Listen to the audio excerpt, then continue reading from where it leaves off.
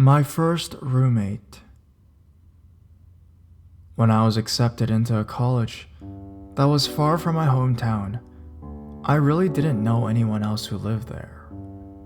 The college I went to didn't have dorms, but they did have apartments that they suggested students live in due to the proximity to the college. And I'm sure they got a kickback for people who signed up and said they heard about the apartment complex through the college. I was pretty broke at that point. Plus, I wanted to meet some new people right away, so I chose my apartment largely due to a roommate matching service they had. Basically, you fill out a questionnaire about your demographics and hobbies and interests, and the service would match you with the roommates that were compatible with you. Mind you, I chose this particular apartment despite the 1-star reviews I saw across the board online. I mean, they were under new management, and it was only a year lease. It couldn't be that bad. I was matched with another guy in a 2-bedroom, 2-bath apartment. I was so excited to move in and meet him. I moved in a few days after the lease started, probably about 3 weeks before school started, and already began regretting my decision. The apartment was shit and smelled like mold and old cigarettes. In fact, there was a used ashtray on the coffee table when I first got there. When they said it was furnished, I didn't expect it to be exactly like home. My new roommate didn't show up for about a week. When he did finally showed up, I found out he was about 35 and didn't even go to my school. He was pretty scruffy and smelled like old cigarettes and BO. Eventually, I found out he used to be homeless and took out student loans to afford the application fee for the first few months' rent. But he never enrolled in classes. After the first few months, he stopped paying rent, and it took about 6 months for the property to finally evict him. While he lived in my apartment, he never changed his clothes. He always wore the same beat-up-looking camo pants and stained, dirty wife beater. I even offered him some clothes I was getting rid of that would have fit him fine. He was content though.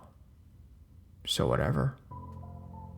He would also have a lot of his old roommates from when he lived at a homeless shelter over. It wouldn't be uncommon for me to come home one day to a random person doing laundry, even when my roommate wasn't home. When I would have a guy over to hang out in my room, I'm gay, he would watch us walk from the front door to my room through a crack in his door, just wide enough for me to see the creepiest look on his face. Literally every time.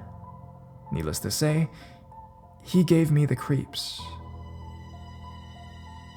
A few months after school started, and after I started noticing his creepy behavior more and more, I was in my room asleep with the guy I was talking to at the time.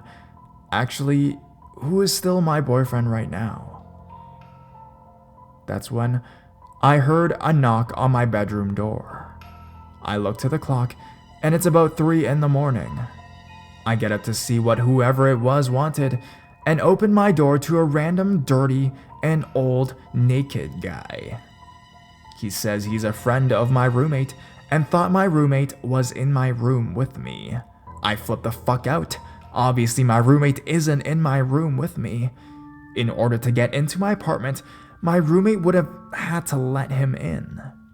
And the apartment isn't very big, so it wasn't like my roommate could have gone somewhere else that his friend wouldn't know where he was. He was either in the living room or his own room. I throw this dude out, him being butt-ass naked, and let myself into my roommate's room. This is the first time I've been in there, mainly because I have no reason to associate with him. He's just sitting in the corner doing absolutely nothing with his lights off, almost as if he was waiting for me to come in there.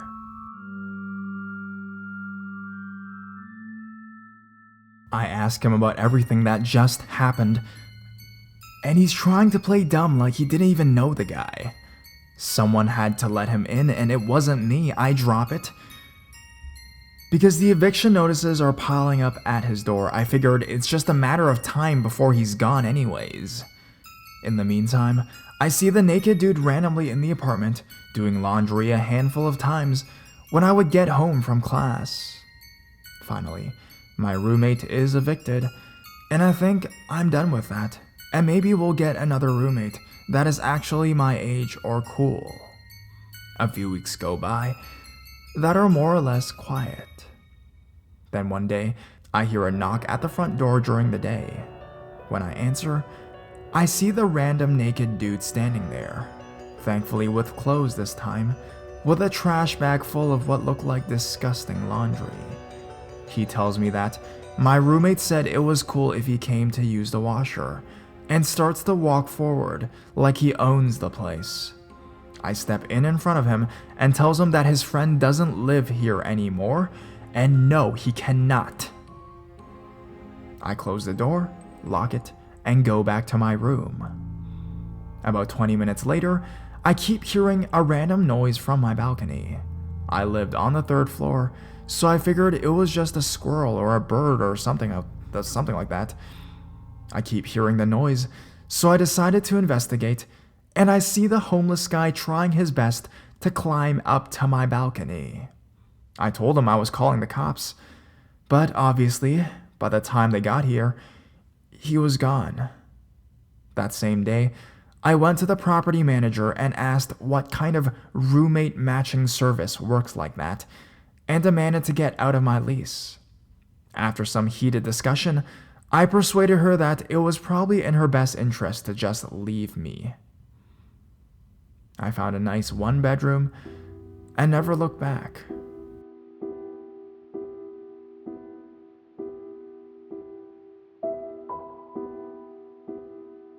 Roommate with my pictures and other things of mine. Okay, so I don't know if this is the right subreddit to post this in, because I know who the creep is, and I'm not really being stalked per se, but this is just freakishly creepy, and I'm a little concerned going forward. Anyways, I'm a girl who's been living with 2 guys off my university's campus in an apartment. I'm going into my 3rd year in college for the past year. I go to a college that's out of my home state, so I had to stay off campus because I can't afford to keep moving my stuff back and forth between my house and college dorms, etc. I met these 2 guys last year through a friend of mine when I was looking for somewhere to live for the summer and the upcoming year. I was a little apprehensive about living with 2 guys, but my friend vouched for them real hard, and the rent was really cheap with them, so I figured, why not? And I decided to live with them. It was real nice living with them, actually. They were nice guys, and I think they liked having me around too. I kept things pretty clean and tidy. There wasn't any awkward advances for sex or anything like that, and I never felt harassed, which was really the only worry I had. So fast forward a year, and we decided that we're going to stick together as roommates, but at a different apartment. One of the guys, Alex, was going to be out of town during our planned move-out time, so we decided a couple days ago for all 3 of us to just move out of his room and some stuff in the living room, etc., just to get a jump start on moving things into public storage. So that day, we're just moving things around, packing things, putting junk into boxes, etc. At one point, while the guys were moving the real heavy stuff, I was organizing Alex's dresser, taking the drawers out, and putting them aside so we can carry the frame easier. I was taking one of the drawers, his underwear, socks, belts one, when something catches my eye. It's a bra. Not just a bra. My bra. I recognized it immediately because it's not just your Monday going to class bra, but an expensive one. That was one of my favorites that I thought I had lost. I didn't think too much of it. I just figured that I had left it in the dryer or something and got it mixed up in his laundry. No big deal. But out of curiosity, I sifted around the drawer, and under my bra were 2 panties. Yes, both mine. A slow chill comes over me, but I decided I would give him the benefit of the doubt that he found these mixed up in his laundry and it was too awkward for him to return them to me. I get that. I shake it off, convince myself that that was the case, and continue to move his stuff. I found another pair of panties in another shelf, but I don't recognize that one, which again gives me the creeps. Now I'm curious, and even though I felt guilty about it, I just had to look through his clothes. I closed his door and started looking for more. I wish I didn't. I went back to the first drawer I pulled out, and I found another set of my panties, but underneath it were a couple pieces of photo paper with me on it. My heart suddenly stopped when I saw it. Holy fucking shit. There were several small 4x6 photo cards, all of me. All pictures I figured he had taken from my Facebook. And I would have given him some shred of doubt if it weren't for the fact that they were all either bikini pictures or some sexy photo, Halloween cleavage, etc. I quickly put the pictures in the pair of underwear back and cover it with his stuff. At this point, I have no idea what to do. I'm so fucking confused and scared and really just, I don't even know. I take out the rest of the drawers and put it with the others. As casually as I can, I call Alex over and ask about the first bra I found, the really obvious one in his underwear drawer. He turns bright red and stammers something about laundry, as I figured, and asked if I found any more. My heart is thumping, and I shake my head. No. I smile and thank him for finding my bra. He says he'll finish up with his room and practically kicks me out, which just really seals up my convictions. I don't really know what to do about this, honestly. It's been a few days since this, and now I've kind of calmed down. I'm less certain about not rooming with them next year. I don't want to go through all the paperwork about canceling the lease and stuff. And really, he's such a nice guy otherwise, and I'm not sure this is an argument worth having. Anyways, creepy roommates. Yuck.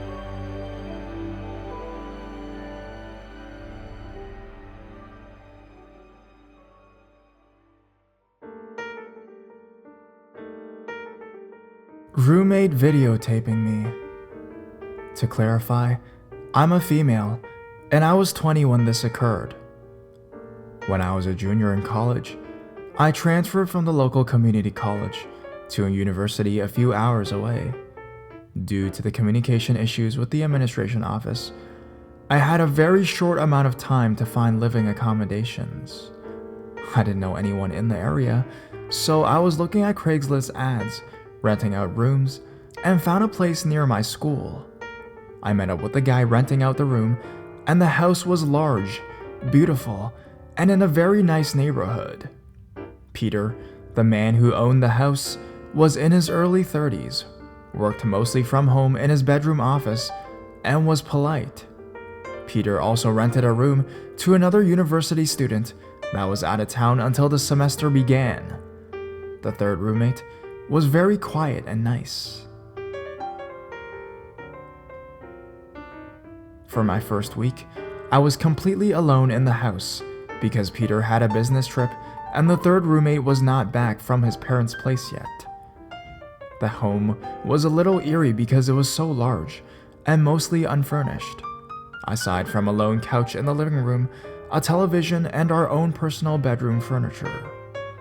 There were 2 entire bedrooms that were completely empty and a locked, empty upstairs that you could only access from an outdoor staircase directly outside of my bedroom. The house had several additions, so the layout was odd. My bedroom was very spacious and had visible wiring throughout the room and the closet, which had a broken door that was propped to the side. Peter told me the previous owners used it as an office, and the internet wires once ran through my room up to the upstairs. I checked the wires because it gave me a bad feeling, but didn't find anything suspicious, mostly because I had no idea what to look for. Once Peter returned, I noticed odd things about him. He would say strange things to me that were oddly sexual, but English was not his first language, so I didn't know if we just had a language barrier and I was misinterpreting him. Peter liked to take pictures of me without my consent and post them on Facebook, usually tagging me. At first, the pictures were very mild, such as me sitting on the couch with a friend or me typing on my laptop at the new kitchen table. He would turn the flash off, so I never knew he was taking these pictures until later when I saw them on the internet. The pictures became more invasive with time. One was of me in a towel when I was walking from my bathroom to the bedroom, and another was of me tanning in my backyard at a time I didn't know he was home. I found Peter strange and uncomfortable, but the room was a steal, and I liked the location.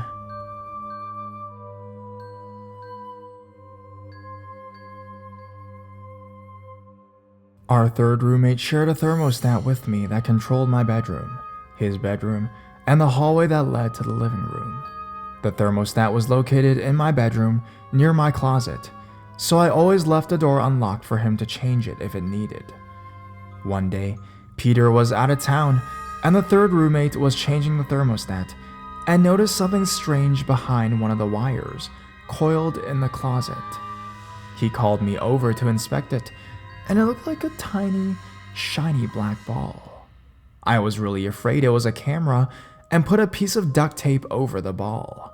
I considered saying something to Peter, but didn't want to accuse him of something I really knew nothing about.